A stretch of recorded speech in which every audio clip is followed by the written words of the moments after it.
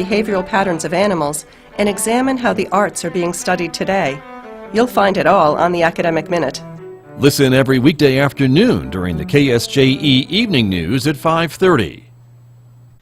Hey everyone, it's your host for the World Beat Show, Scott Duran, and I want you to join me every Saturday at 11 a.m., where I take you on a journey around the world and show you traditional and modern style world beat music.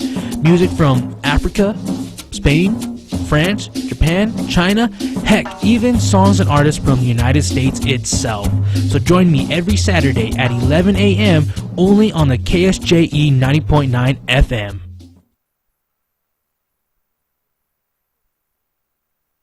KSJE is supported by San Juan Regional Medical Center, here to meet your urgent and emergent medical needs, whether they are COVID-19 related or not.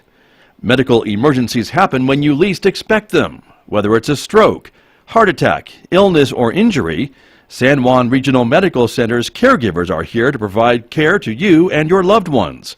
Find out more online at sanjuanregional.com.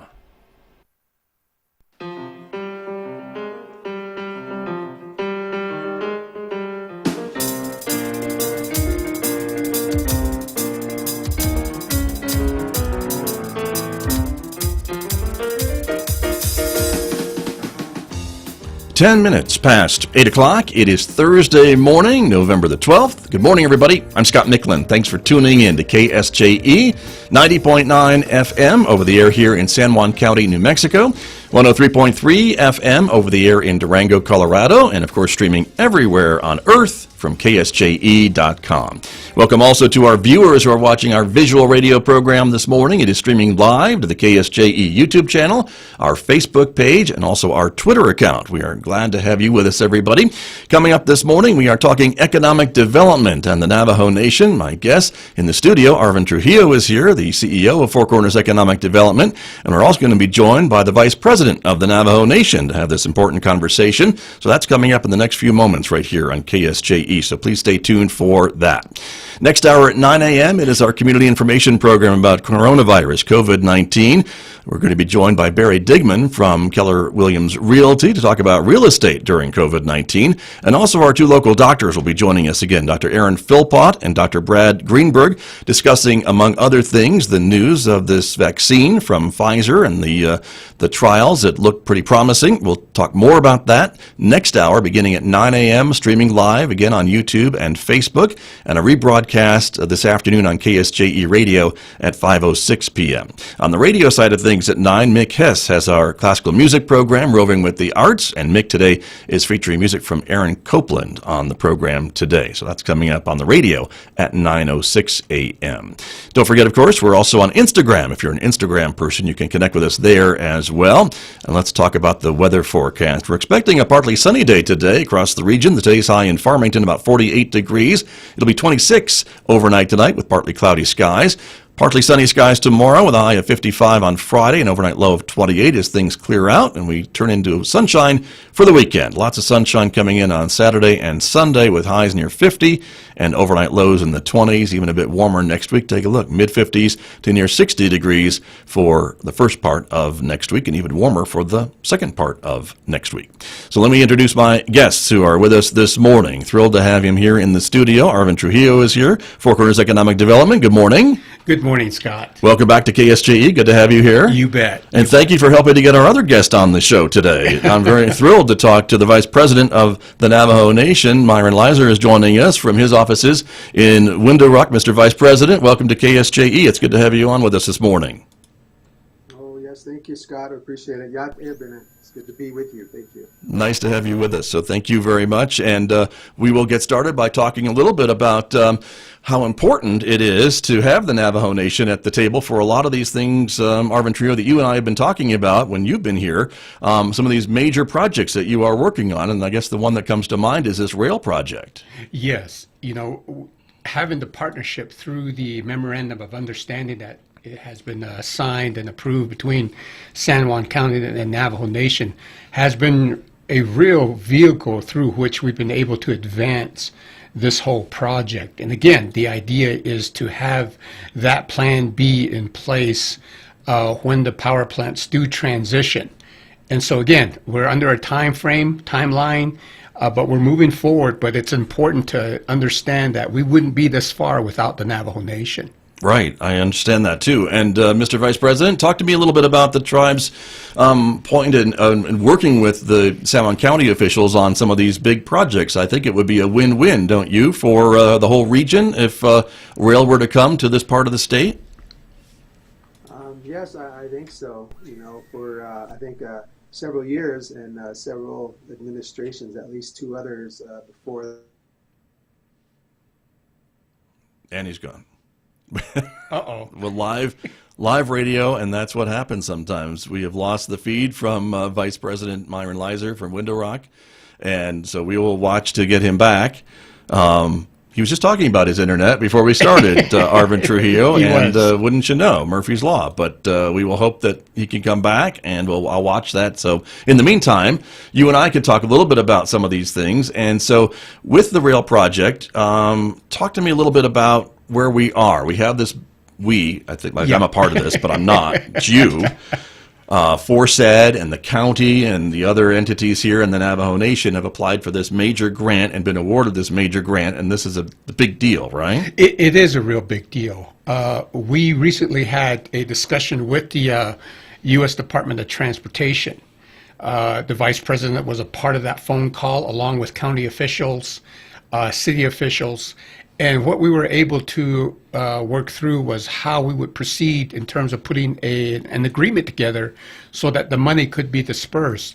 But the exciting thing about this was, as we spoke to U.S. Department of Transportation officials, they were very keen on seeing how they could assist us in making this not only, well, really transferring this from a planning project into an actual capital project, meaning they want to see this transform into a project where we actually design and construct this rail. Right, and this is a big ticket project. I mean, rail isn't cheap. It isn't anywhere cheap. and at any time, right? It's always been expensive, but the possibilities, I guess, are also big ticket things too, right? If you have a rail line in, that opens up a lot of economic development opportunities, right? Because there are some projects that we don't even qualify for because we don't have access to a rail line. Yes, and again, it's looking at how we bring this together. We've got a number of opportunities that arise as far as getting new industries into this area, looking at expanding existing industries in this area. And more importantly, one of the big things, and we've talked about this before, Scott, is looking at those new industries. How can we utilize some of the resources that we have here in the region, like natural gas? How do we transform that into some type of value-added product? Looking at Nappy, they have a lot of produce there. How can we begin to transform that produce into value-added product that could be basically shipped out of this region to different parts of the country? Very good. And I'm looking and I see that the Vice President has rejoined us. I apologize, Mr. Vice President, but I'm glad that you are back with us, and hopefully the connection is back, but hopefully you can hear me all right. Yeah, I can hear you. And I thought this is, it happens from time to time, usually on the more important phone calls, which I consider this one of those, but it's also a good opportunity to speak on our great need for enhanced broadband and internet capability. Well, there you go. I hear you, and that is also, I know, part of Arvin Trujillo's conversations with us about helping to improve broadband throughout the region, and maybe this is a case in point. And we know that we're using it a lot for things like this, for work. We know our students are using it for school, and so for the Navajo Nation, Mr. Vice President, I mean, broadband is a big need, right? Yes. I almost want to take credit for it. I mean, it's a great plug. It's a great ploy to highlight our very need for it, especially during this pandemic. But, it's just one of those things that you're right. We do need to bring more capability, more capacity to the Navajo Nation. All our students are at home. They're learning from home, and a lot of our students don't have broadband. So deep in the farthest reaches, the most rural area of the Navajo Nation. So we're working with many people, partners, to bring that, enhance that. And one by one, I think we'll solve our problem, but it's going to take time, and obviously it's going to take a lot of money. But this is just one start of a project. Who's to say that we couldn't stick some fiber optic cable on the rail and then bring it down south here? So I think it's just one of a number of things. I think you got to think synergistically. You start one project, what else can you add to it? I just heard Arvin talk about value added, and in any of our projects going forward, I think we really need to be strategic about that. Look at other things that we could attach to it or add to it, and what's the serendipity of bringing rail to the area. So you're right, sir. Very true. And we were talking about the rail project, and I'd like to ask you a bit more about the Navajo Nation's thoughts of getting involved with this. Obviously, you and the administration sees this, and the council, as an economic driver for jobs and opportunities for a big part of the reservation, at least in northwest New Mexico, maybe even northeast Arizona, right? Yeah, you're right. Who's to say that once the rail gets started to that area, that it could bend around and come back through southeastern Utah to northeastern Arizona. So you're right. We need to really think strategically about it. And I'm sure, maybe Arvin has talked about it, but there's so much more that could come just because the rail's there. And so plastic pellet plant, potentially. There's the water filtration project that the nation is working on with NTU, Navajo Technical University, and New Mexico Tech out of Socorro. So a water storage project. I'm sure Arvin was chomping at the bit to kind of mention these. And then there's just several other, potential projects that we could work on. Again, the end goal, the end game here is to bring jobs and to bring new industry to the area. And jobs really are an important thing, and I know you're watching, as we all are, as the power plants transition into maybe another ownership or other uses, the coal mines and things along that line, and those things provide a lot of big-paying, high-paying jobs for members of the Navajo Nation and support a lot of families on the Navajo Nation. And how do you replace those, I guess, is the big question that I know you, Mr. Vice President, and a lot of folks on the reservation talk about and work on all the time, right? That's right. President Nez had made me the chair of our Economic Recovery Work Group, and this was designed initially to see what our business environment, our business landscape looked like coming out of COVID, this pandemic. But we saw the need to not only look at the near term, but look at midterm and long term, and certainly fashion the vision for what we look like. And this is a health crisis, Scott and Arvin. And another definition of crisis is opportunity. So certainly in this pandemic, there is a lot of opportunity out there. Companies are merging, being acquired, new emphasis are being started. All of a sudden, the economies of scale have changed. And so maybe the nation did look at a project at one time in the past, but now because of our present situation and the environment and the pandemic, we have to relook at it, and we owe it to ourselves to leave no stone unturned. And so we are taking a look at maybe projects that were previously looked at, but now again, because of the change and the emphasis now that's needed, I think we can fashion maybe a plan and a better plan forward. And there's one thing I learned being a businessman, Scott, is that the only thing that stays the same in business is change. I think that's very true, and that's how you become a successful businessman, is understanding some of that. I would think, and so, but business and politics are sometimes a little different things, and so I would imagine it may be harder to get some things moving and changing in government, maybe than it is in business. And does that sometimes get frustrating for you, Mr. Vice President? Oh man, Scott, are you reading my email? No, sir. Well, you're definitely right. Several layers and multi-agencies of oversight, and you have to get approvals at many layers, and there's just a lot to be said about government and business, and it's just one of those things. It tends to get frustrating, but as you study projects and as they become more feasible, the great need to recognize that you need the help of many, and I'm sure Arvin would be able to echo that. And I think that's certainly why he's so excited, and San Juan County is excited, and all in the Four Corners area are excited about this collaboration. Navajo Nation partnering with San Juan County, you know, and the city of Farmington, and Navajo, I guess, Nappy area, and all those that see the vision, they are supportive of it. When we, last year, when President Nez and I signed that MOU, there was like almost 50 people in the room, and this was before COVID, right? And so there was a lot of energy, there was a lot of optimism, and I think people are just praying about what could be. And so I think this collaboration is going to continue to be facilitated and massaged. What does it look like? The Navajo Nation does see the great need to be a prime partner in this to help fashion the end product. And so that certainly unfolds. I was taught also as a businessman, Scott and Arvin, to write your business plan in pencil because you're going to erase it and you're going to change it up as you go on. And so it's a good way of illustrating, again, that change in business. Don't always put things made in concrete, right? Because the environment will change, things will shift, and priorities and emphases will be changing along with that. And so you have to be flexible, but adhere to the great principles that will keep you successful.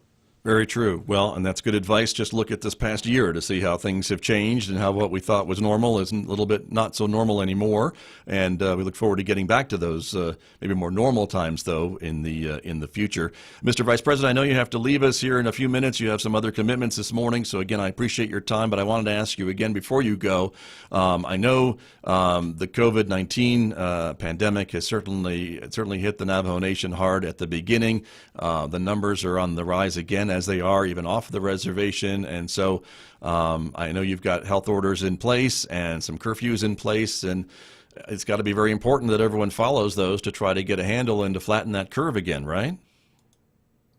Yes, you're so right. And you're right, we all are experiencing, it seems like all across our continent here, North America and the United States, enhanced numbers. Everybody seems to be spiking. I'm sure people our health professionals are trying to pinpoint the exact reason, but we are in the midst of the flu season, the cold and flu season. So they were expecting a surge, didn't know what it would look like, and certainly it's playing out that way. Here on the Navajo Nation, we are experiencing some surges there.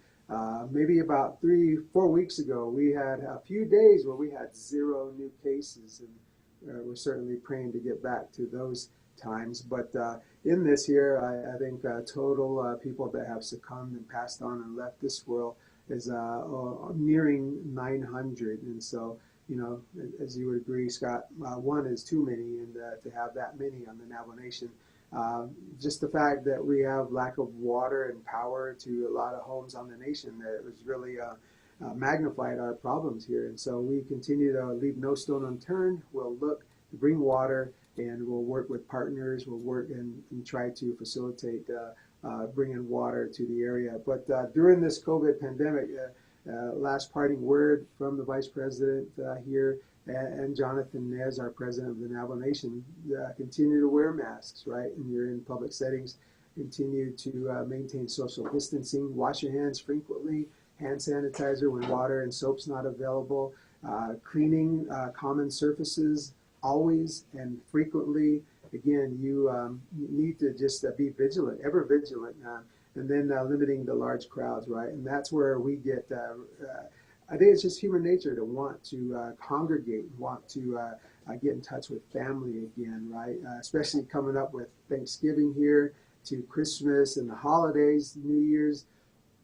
We're really going to have to press down on those messages that's out there. And I think that's about the best way to handle the rise and the surge in COVID cases, Scott and Arvin, is to put out timely messages and just keep hammering home for people to be safe.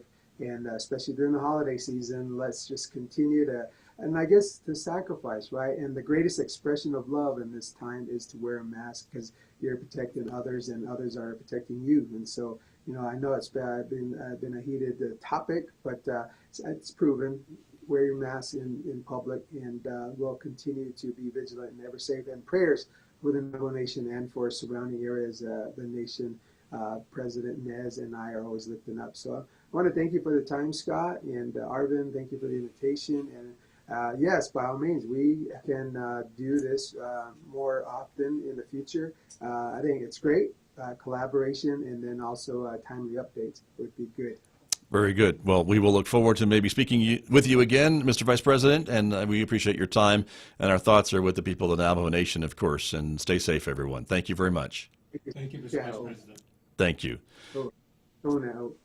You're welcome. That is Vice President Myron Leiser from the Navajo Nation joining us, and Arvin again Trujillo from Four Corners Economic Development. Thank you for setting that up and having the Vice President join us. But again, he seems to be a partner in some of these projects that you and I have been talking about, right? Well, the nation is a vital part as to what we need to get done, because if you look at where our county is situated, any type of transportation, any type of infrastructure that we want to try to promote, we have to go through the Navajo Nation.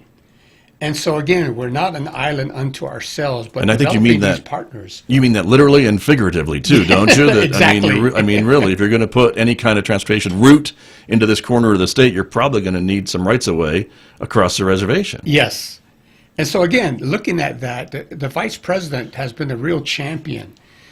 He noted that he's a businessman from his previous career. I mean, he looks at it from that aspect and really seeing what can we do. We know some changes are coming down the pike, and many of us could sit back and kind of look at each other and say, "Woe is us! These things are happening to us," and kind of look at it very pessimistically. But we've taken the other approach by saying, okay, as he indicated, yes, there are crises, but there are also opportunities that arise as a result of that. And so that's what we're looking for right now is what are those opportunities? How do we utilize those opportunities to benefit this general region? Whether you're on the reservation or off the reservation, we can all benefit from having this strong partnership and really making some of these projects come to fruition. Right, exactly. And you've mentioned before how much of a big economic engine the Navajo Nation is, or even could be, if its potential was realized, right? I mean, you've got all these people, you've got the power and the strength of the Navajo Nation government. They have a lot of funding at some points in time, and they're looking for economic projects for their citizens, jobs, as the Vice President mentioned, and things like that. I mean, they shouldn't be overlooked. No, and again, what we're focused on right now is how do we generate new opportunities and new types of jobs to come into the region. The energy sector has been a real blessing to this area because not only did it bring revenue and bring tax opportunities and jobs into the region, but it also helped build a middle class for those Navajos that were fortunate to become a part of the energy sector. And, not only just as miners or laborers but you had accountants, you had HR people who developed their skills and their levels of professional levels Sure. As they move forward. So again, there's a lot of benefits, but now we're seeing that transitioning happen. How do we now develop ourselves in a way so that we can look at new opportunities coming down the road? And there are a tremendous amount. I mean, we just talked about the internet. Right. Broadband, and some of that stuff. broadband. Right. But again, we all need to remember that doesn't happen by itself. Once we do get the fiber optics up, or once we do get the microwave dishes in place, and once we do get there's got to be people who take care of that. There's got to be people who monitor that. Right. And so again, there's opportunities for jobs and opportunities for our professional young people to come back and be a part of this community. And so again, those are things that really take a look at. Right. Well, if this year has taught us anything, it's that in many cases we can work from almost anywhere if you have that infrastructure, right, to be Yes. able to do your job. You don't have to commute to an office tower in some big overcrowded city and elbow yourself with everybody else on the subway to go to your little cubicle and do your job. Maybe you could do it at the dining room table, Exactly. at a place where you've got blue skies and great landscapes and and a reason to be in that part of the world. And again, looking at it even from the other standpoint, we're talking about youth and preparing that.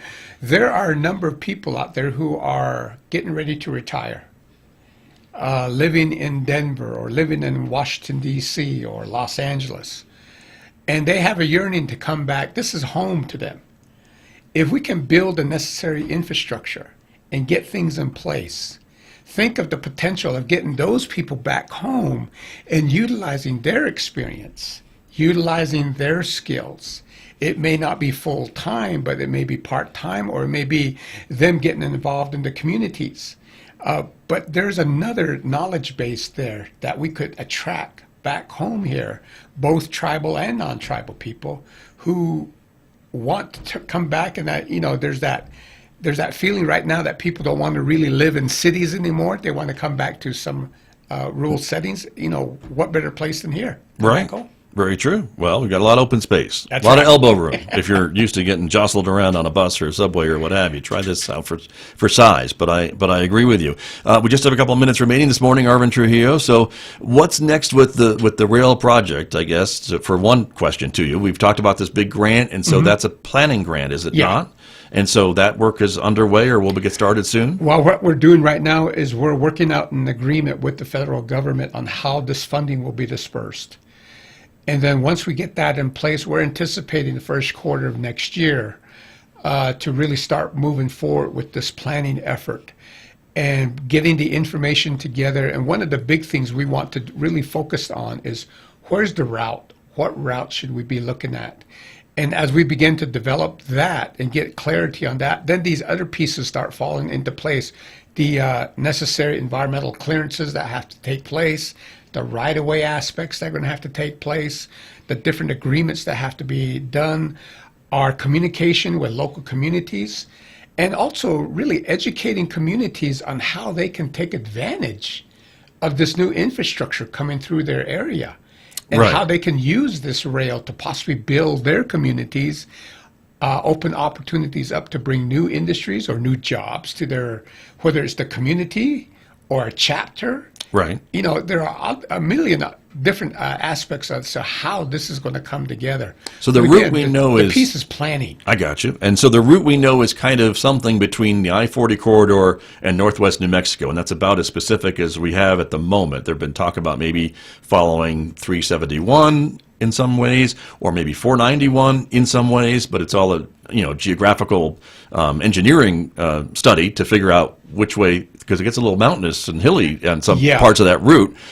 So figure out what's the best route to get it from north to south. But really, it's still kind of up in the air until you do put pencil to paper, as the vice president would say. Exactly. If he has to erase it and change it to figure this out, right? Yes, and the big piece too that adds to our efforts to get this done is through the bill grant.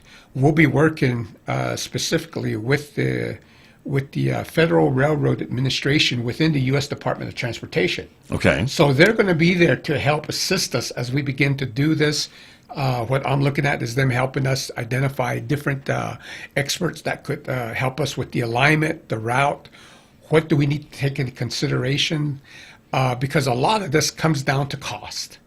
Right. And what's the most cost-effective way to do this?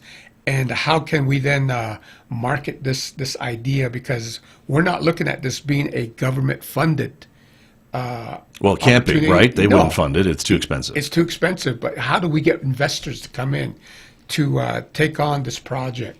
And then how do we again build the necessary infrastructure around the railroad so that we can begin to diversify our economy here in San Juan County? Right. And as the vice president said, I guess maybe with room to grow in the future too, I suppose, right? Even if it's planning to end in the Farmington area, and wherever that is, again, we don't know. Maybe it's on the bluffs, maybe it's down here, who knows? But maybe to add on to it in the future and send it over into Utah, who knows? Yeah, I mean, we're at the Four Corners right now. So developing this aspect will open up opportunities in Northeast Arizona, Southeast Utah, and more importantly, even Southwest Colorado. There's a tremendous amount of opportunity there. And if we have a transloading piece here, we have rail going out, think of those opportunities that could also happen in these other states that would help the development of really pushing forward our overall economic diversity here in the Four Corners region. Right, and we don't see it very often here, but getting it to that I-40 rail corridor is really the key, because that is a major east-west transport, and once you hook up to that, you can really get goods shipped to or from almost anywhere, right? Once you get down to that. I mean, you think about it, you get up to the I-40 corridor, that takes you to California, which then you can go north and south up along the coast. Going east, you hit Albuquerque. At that point, you can go east, you can go north and south, Durango, down to El Paso. El Paso opens opportunities in Mexico. Right. And so again, you or can you can keep see, going east. You can get to the you East can go Coast get- from there, exactly, right? from I the mean, East Coast from and there. north to Denver and beyond. So Exactly. that's the point, though, is that That- these routes and they're heavily used still, right? Even Yes. though rail is considered maybe older technology, it's still a pretty efficient way of moving heavy stuff and lots of stuff long distances. Exactly. And we've got a lot of skilled capabilities here in the region. And again, what I look at is as we begin to open those opportunities up, we do a really good job in this region of educating our young people. But we don't have jobs here to hold them here.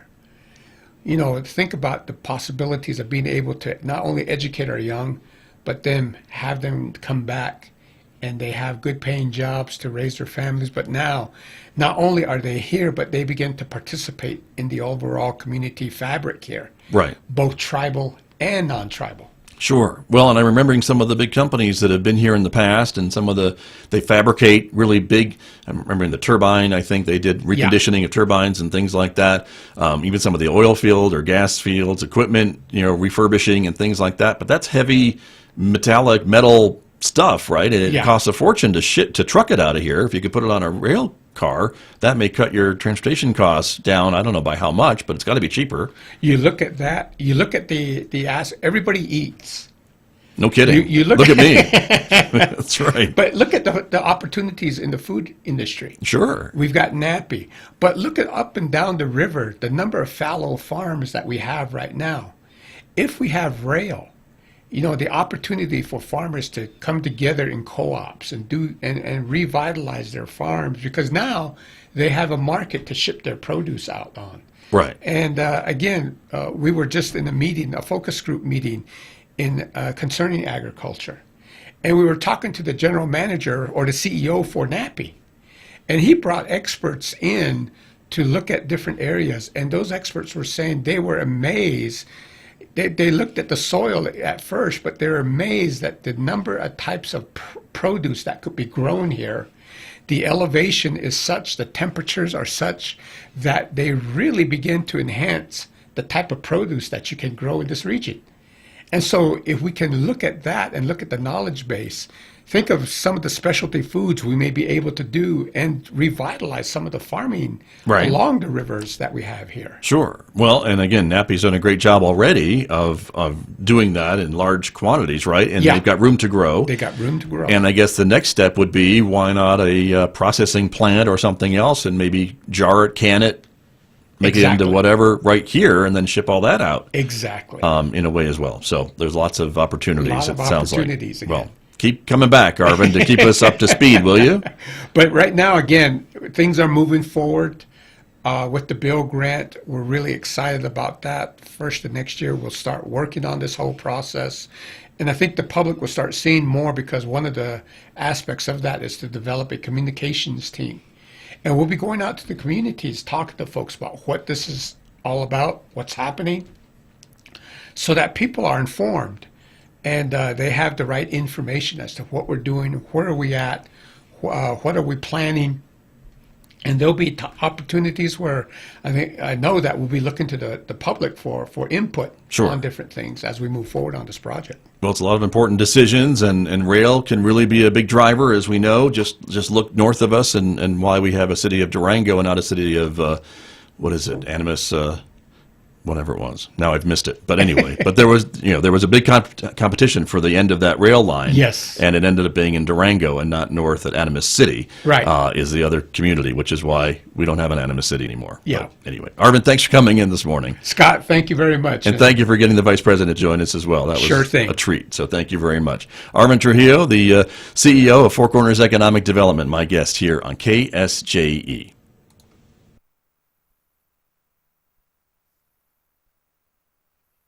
KSJE is supported by the University of Denver Graduate School of Social Work, Four Corners program. The program is accepting applications for the Advanced Standing MSW program starting this summer 2021. Students with a bachelor's degree in social work are eligible for the one-year program. Complete an application by January 15th, 2021, and the application fee is waived. Stipends in child welfare and opioid workforce expansion and Native American tuition support to eligible students